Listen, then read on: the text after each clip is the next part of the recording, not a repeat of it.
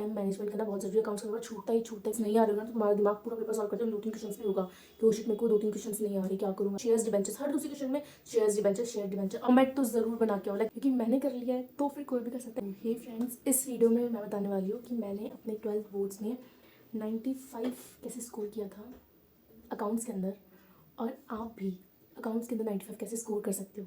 क्योंकि मैंने कर लिया है तो फिर कोई भी कर सकता है, क्योंकि मेरा 11th के अंदर 12th का बेस बिल्कुल भी क्लियर नहीं था। मुझे जर्नल एंट्रीज तक ही नहीं आती थी, लेजर बनानी भी नहीं आती थी, क्योंकि मैंने 11th को इतना सीरियसली नहीं लिया था। लेकिन 12th में मुझे पता था कि मुझे 12th में ठीक ठाक अच्छा स्कोर करना ही है, तो मैंने अपने 95 मार्क्स आए थे मुझे अकाउंट्स के अंदर। और 12th ओवरऑल मेरे आए थे 90% 12th में ओवरऑल। तो ये कैसे आए अकाउंट्स में 95, वो बिना 11th की बेस क्लियर हुए। अगर आपकी बेस पहले से क्लियर है तो वेल एंड गुड, लेकिन अगर नहीं है तो अब जिन बातों को मैं बोलूँ ना उन बातों पर ध्यान रखना कि 95 कैसे आए मेरे, और आपकी भी आ सकता है कैसे। तो पहली चीज़ तो ये है कि थ्योरी इज़ इंपॉर्टेंट। अगर तुम प्रैक्टिकल में कमज़ोर हो या प्रैक्टिकल में स्ट्रॉन्ग हो, कोई मतलब नहीं है भाई, थ्योरी तो अच्छे से करके जाना जितना भी हो सके, क्योंकि थ्योरी इतनी तो कोई हार्ड भी नहीं है, बहुत इजी सी है। हर चैप्टर में थोड़ी बहुत थ्योरीज है, बस उन थ्योरीज को तो अच्छे से करके जाना, रट ही लेना अगर तुम्हें समझ में नहीं आता। वैसे तो समझ में आ जाएगी कि नॉर्मल चीज़ ही है कि एक पार्टनर होते हैं, 2 पार्टनर्स होते हैं, मिलकर पार्टनरशिप फर्म बनाते हैं। अच्छे से थ्योरी को समझ लेना, फिर एग्जाम में भी अगर थ्योरी को क्वेश्चन आ जाता है, और थ्योरीज तो आती ही आती है ऑब्वियसली एग्जाम्स में बहुत ज़्यादा, तो तब तुम थ्योरी में तो पीछे ना रहो। थ्योरी तो स्टार्टिंग में पहले सबसे पहले थ्योरी अच्छे से कर लो चैप्टर्स की।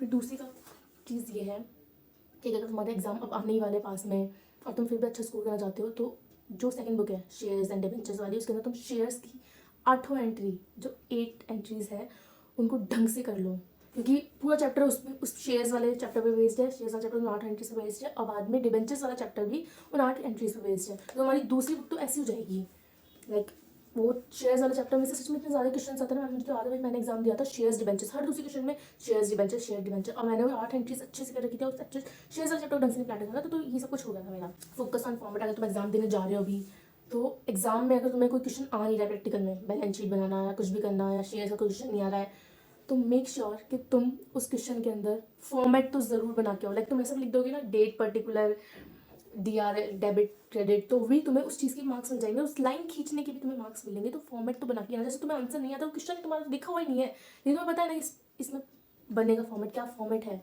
तो बस वो फॉर्मेट बना के आ जाना, तुम्हें मार्क्स उस चीज़ के मिल जाएंगे। अब दूसरी चीज़ है कि अगर तुम पेपर दे रहे हो तो ये चीज़ ध्यान रखना कि टाइम मैनेजमेंट करना बहुत ज़रूरी है। अकाउंट्स का पेपर छूटता है, क्योंकि वही ये 3 घंटे का टाइम होता है और फिर जल्दी जल्दी पेपर सॉल्व करना होता है। तो ये चीज़ देखना कि तुम MCQs बाद में करना, जो तुम जितने तुम्हारे MCQs आते हैं वो बाद में करना, पहले प्रैक्टिकल क्वेश्चन पे ध्यान रखना, पहले क्वेश्चन आंसर्स जल्दी करने की कोशिश करना, क्योंकि MCQs लास्ट में हो जाएंगे। नहीं टाइम मिलता है तो इससे पूछ के हो जाएंगे, अगर टाइम नहीं बच रहा है तो। ऑब्वियसली MCQs एक नंबर के तो आते हैं, उन पर इतना ज़्यादा टाइम वेस्ट कर दोगे तुम लोग तो एंड में बहुत जब टाइम कम हो जाएगा तो क्वेश्चन गड़बड़ हो जाएंगे। तो पहले क्वेश्चन निपटाना, MCQs की खाली जगह छोड़ देना, MCQs सबसे लास्ट में करना। फिर दूसरी चीज़ ये है कि अगर तुम्हारा कोर्स कंप्लीट हो गया है अभी, तो जितने ज़्यादा क्वेश्चंस हो सके उतने ज़्यादा क्वेश्चंस प्रैक्टिस करना। इलस्ट्रेशंस होती है अकाउंट्स में ऑब्वियसली बुक्स में, अगर तुम्हें प्रैक्टिस, पहली बात तो तुम हाथों से प्रैक्टिस करना, क्योंकि प्रैक्टिस जितने जितने रजिस्टर भरोगे ना, तुम समझो तुम इतने मार्क्स लेते जा रहे हो। मैंने भी ये चीज़ की थी, मेरा पूरे 2 मोटे मोटे रजिस्टर भर गए थे।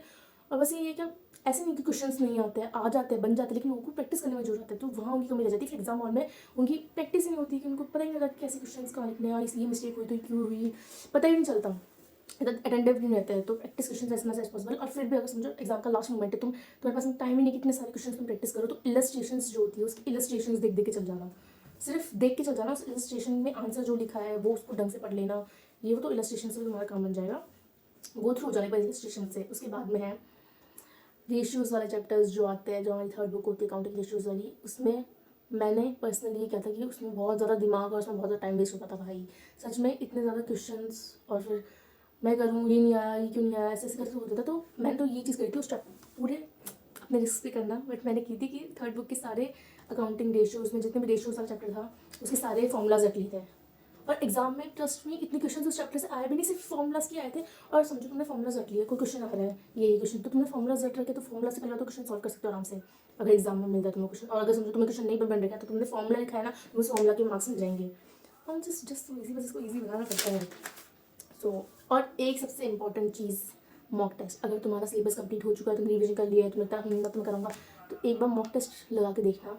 3 घंटे की सिटिंग बिठाना घर पे खुद की, क्वेश्चन पेपर किसी से बनवा लेना या खुद से बनवा लेना, और 3 घंटे टाइम लगा के उस पेपर को 3 घंटे से पहले पहले सॉल्व करने की कोशिश करना, क्योंकि सच बता रही हूँ एग्जाम में टाइम नहीं मिलता है। एग्जाम के टाइम पे पहले बात तो प्रेशर होता है तुम्हारे दिमाग में कि पेपर कैसा आएगा, ये वो पेपर देखा, पेपर हार्ड है। और एक और चीज़ जो सबसे इंपॉर्टेंट है कि कभी भी पेपर जब हाथ में पेपर आ जाए तो पूरा पेपर रीड करने मत बैठना। मैं बता रही हूँ कि अगर तुम्हें आगे जाके कोई 2-3 क्वेश्चन नहीं आ रहे होगा ना तो तुम्हारा दिमाग पूरा पेपर सॉल्व करते हुए 2-3 क्वेश्चन में होगा कि शिट मेरे को 2-3 क्वेश्चन नहीं आ रही, क्या करूँगा, मेरे 2-3 क्वेश्चन आ जाएंगे, इतना कॉन्फिडेंस नहीं आएगा। तुम लाइन वाइज पेपर को सॉल्व करते चलोगे तो तुम्हें कॉन्फिडेंस आएगा कि ये भी कर लिया, ये भी कर लिया, और जो क्वेश्चन नहीं आता उसकी जगह छोड़ो, आगे बढ़ो, ये कर लिया कर लिया कर लिया कर लिया कर लिया। तो तुम्हारा कॉन्फिडेंस पूरे पेपर में बना रहेगा। ये नहीं होगा कि शिट मेरे को पेपर नहीं आता क्या करूँ, स्ट्रेस नहीं होगा। तो पेपर मत पढ़ना, पहले पहले क्वेश्चन सॉल्व करने बैठ जाना, लाइन वाइज करते रहना उसको। तो बस that's it for this video. I hope मैंने कुछ हेल्प करी होगी आपकी इस वीडियो के अंदर। तो मैं एक और चीज़ बता दूं कि मेरे 95 आए थे 12th में अकाउंट्स में। 11th में मेरा आपको पता ही, मेरा बेस बिल्कुल भी क्लियर नहीं था, और फिर भी 12th मैंने स्कोर किया क्योंकि मैंने स्टार्टिंग से ध्यान दिया था। स्टार्टिंग से मुझे पता था कि मुझे लाना है। ये एक नहीं, 1 महीने पहले मुझे याद आया कि हाँ मुझे अगले महीने पेपर है मेरा, तो मैं लानी नहीं। आ तो सकते तुम पास भी हो सकते 60, 70, 80 तक रेंज में आ सकते, लेकिन अगर तुमने अच्छे से लाइक 95 और उससे ज़्यादा भी स्कोर करना है तो तुम स्टार्टिंग से ही ध्यान देके चलो, जो टीचर बोल रहे हैं उन बातों पे, थ्योरीज वगैरह अच्छे से पढ़ते हुए चलो, फॉर्मूलाज वगैरह हर चैप्टर को जितना ज़्यादा प्रैक्टिस करोगे ना, जितना ज़्यादा प्रैक्टिस करोगे उतने ज़्यादा मार्क्स तुम्हारे हो जाएंगे। जितना तुम क्वेश्चन को सॉल्व करते जाओगे कोई तुम्हें अकाउंट्स मार्क्स छीन नहीं सकता, वो टीचर ही नहीं छीन सकता। फिर बस ये याद रखो तुम प्रैक्टिस बहुत ज़्यादा कर रहे हो क्वेश्चन की, क्योंकि टाइम बहुत कम होता है एग्जाम पेपर में। तो बस इस चीज़ का ध्यान रखना। And that's it for the video. Thank you, bye.